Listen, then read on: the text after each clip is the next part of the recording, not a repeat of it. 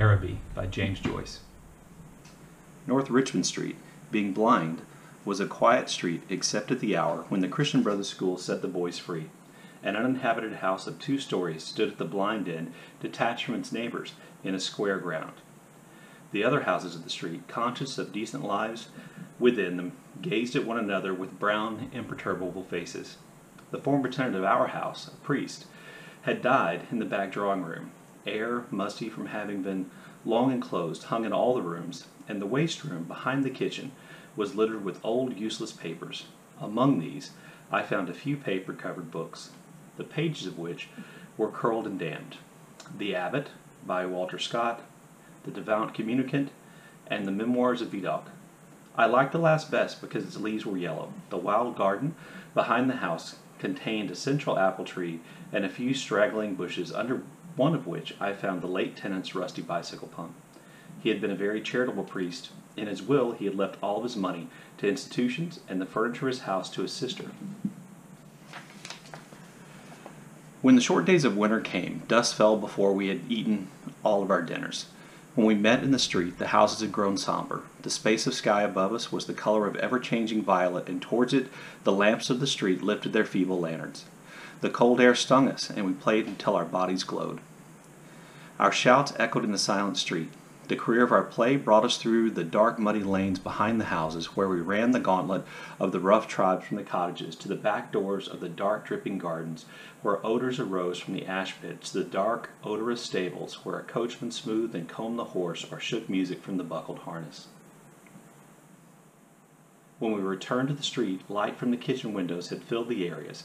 If my uncle was seen turning the corner, we hid in the shadow until we had seen him safely housed. Or, if Mangan's sister came out on the doorstep to call her brother into his tea, we watched her from our shadow peer up and down the street. We waited to see whether she would remain or go in, and if she remained, we left our shadow and walked up to Mangan's steps resignedly. She was waiting for us, her figure defined by the light from the half-open door. Her brother always teased her before he obeyed, and I stood by the railing looking at her. Her dress swung as she moved her body, and the soft rope of her hair tossed from side to side. Every morning, I lay on the floor in the front parlor watching her door. The blind was pulled down to within an inch of the sash so that I could not be seen. When she came out on the doorstep, my heart leapt. I ran to the hall, seized my books, and followed her. I kept her brown figure always in my eye, and when we came near the point at which our ways diverged, I quickened my pace and passed her. This happened morning after morning. I had never spoken to her except for a few casual words, and yet her name was like a summons to all my foolish blood. Her image accompanied me even in places the most hostile to romance. On Saturday evenings when my aunt went marketing, I had to go to carry some of the parcels. We walked through the flaring streets, jostled by drunken men and bargaining women. Amid the curses of laborers, the shrill litanies of shop boys who stood on guard by the barrels of pig cheeks, the nasal chanting of street singers who sang Come All You about Donovan or Rosa, or a ballad about the troubles in their native land. These noises converged in a single sensation of life for me.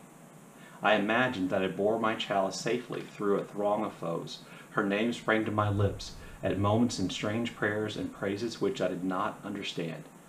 My eyes were often full of tears, I could not tell why, and at times a flood from my heart seemed to pour itself into my bosom. I thought little of the future. I did not know whether I would ever speak to her or not, or if I spoke to her, how I would tell her of my confused adoration. But my body was like a harp, and her words and gestures were like fingers running upon the wires. One evening I went into the back drawing-room in which the priest had died. It was a dark, rainy evening, and there was no sound in the house. Through one of the broken panes I heard the rain impinge upon the earth in the fine incessant needles of water playing in the sodden beds. Some distant lamp or lighted window gleamed below me. I was thankful that I could see so little. All my senses seemed to desire to veil themselves, and feeling that I was about to slip from them, I pressed the palms of my hands together until they trembled, murmuring, oh love," many times. At last she spoke to me. When she addressed the first words to me, I was so confused I did not know what to answer. She asked me, was I going to Araby? I forget whether I answered yes or no. It would be a splendid bazaar, she said. She would love to go. And why can't you? I asked. While she spoke, she turned a silver bracelet round and round her wrist. She could not go, she said, because there would be a retreat that weekend in her convent. Her brother and 2 other boys were fighting for their caps, and I was alone at the railings. She held one of the spikes, bowing her head towards me. The light from the lamp opposite our door caught the white curve of her neck, lit up her hair that rested there, and, falling, lit up her hand upon the railing. It fell over one side of her dress and caught the white border of a petticoat just visible as she stood at ease. "It's well for you," she said. "If I go," I said, "I will bring you something." What innumerable follies laid waste my waking and sleeping thoughts after that evening. I wished to annihilate the tedious intervening days. I chafed against the work of school, at night in my bedroom, and by day in the classroom. Her image came between me and the page I strove to read. The syllables of the word Araby were called to me through the silence in which my soul luxuriated and cast an Eastern enchantment over me. I asked for leave to go to the bazaar Saturday night. My aunt was surprised and hoped it was not some Freemason affair. I answered a few questions in class. I watched my master's face pass from amiable to sternness. He hoped I was not beginning to idle. I could not call my wandering thoughts together. I had hardly any patience with the serious work of life, which, now that it stood between me and my desire, seemed to me child's play, ugly, monotonous child's play. On Saturday morning I reminded my uncle that I had wished to go to the bazaar in the evening. He was fussing at the hall stand looking for a hat brush, and answered me curtly, "Yes, boy, I know." As he was in the hall, I could not go into the front parlor and lie at the window. I left the house in bad humor, and walked slowly towards the school. The air was piteously raw, and already my heart misgave me. When I came home to dinner, my uncle had not yet been home. Still it was early. I sat staring at the clock for some time, and when its ticking began to irritate me, I left the room. I mounted the staircase and gained the upper part of the house. The high, cold, empty, gloomy rooms liberated me, and I went from room to room singing. From the front window I saw my companions play below in the street. Their cries reached me, weakened and indistinct, and leaning my forehead against the cool glass, I looked over at the dark house where she lived. I may have stood there for an hour, seeing nothing but the brown-clad figure cast by my imagination, touched discreetly by the lamplight, at the curve of her neck, at the hand upon the railings, and at the border below her dress. When I came downstairs again, I found Mrs. Mercer sitting at the fire. She was an old, garrulous woman, a pawnbroker's widow who collected used stamps for some pious purpose. I had to endure the gossip of the tea-table. The meal was prolonged beyond an hour, and still my uncle did not come.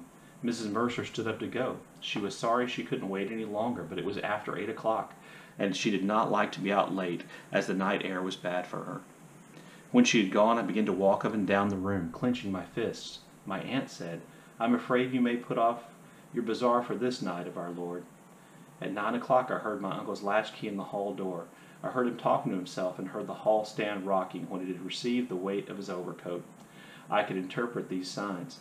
When he was midway through dinner, I asked him to give me the money to go to the bazaar. He had forgotten. "The people are in bed, and after their first sleep now," he said. I did not smile. My aunt said to him energetically, "Can't you give him the money and let him go? You've kept him late enough as it is." My uncle said he was very sorry he had forgotten. He said he believed in the old saying, "All work and no play makes Jack a dull boy." He asked me where I was going, and when I told him for a second time, he asked me did I know the Arab's farewell to his steed. When I left the kitchen, he was about to recite the opening lines of the piece to my aunt. I held a florin tightly in my hand as I strode down Buckingham Street towards the station. The sight of the streets thronged with buyers and glaring with gas recalled to me the purpose of my journey. I took my seat in a third-class carriage of a deserted train. After an intolerable delay, the train moved out of the station slowly. It crept onward among ruinous houses and over the twinkling river. At Westland Row Station, a crowd of people pressed to the carriage doors, but the porters moved them back, saying that it was a special train for the bazaar. I remained alone in the bare carriage. In a few minutes, the train drew up beside an improvised wooden platform. I passed out onto the road and saw by the lighted dial of a clock that it was 10 minutes of 10. In front of me was a large building which displayed the magical name. I could not find any sixpenny entrance, and fearing that the bazaar would be closed, I passed in quickly through a turnstile, handing a shilling to a weary-looking man. I found myself in a big hall, girdled at half its height by a gallery. Nearly all the stalls were closed, and the greater part of the hall was in darkness. I recognized a silence like that which pervades a church after a service. I walked into the center of the bazaar timidly. A few people were gathered about the stalls which were still open. Before a curtain over which the words Café Chantant were written in colored lamps, two men were counting money on a salver. I listened to the fall of the coins. Remembering with difficulty why I had come, I went over to one of the stalls and examined porcelain vases and flowered tea sets. At the door of the stall, a young lady was talking and laughing with two young gentlemen. I remarked their English accents and listened vaguely to their conversation. "Oh, I never said such a thing." "Oh, but you did." "Oh, but I didn't." "Didn't she say that?" "Yes, I heard her." "Oh, there's a fib." Observing me, the young lady came over and asked me did I wish to buy anything. The tone of her voice was not encouraging. She seemed to have spoken to me out of a sense of duty.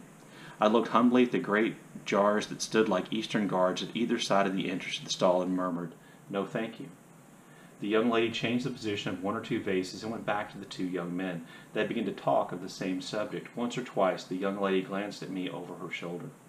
I lingered before her stall, though I knew my stay was useless, to make my interest in her wares seem more real. Then I turned away slowly and walked down the middle of the bazaar. I allowed the 2 pennies to fall against the 6 pence in my pocket. I heard a voice call from one end of the gallery that the light was out. The upper part of the hall was now completely dark. Gazing up into darkness, I saw myself as a creature driven and derided by vanity, and my eyes burned with anguish and anger.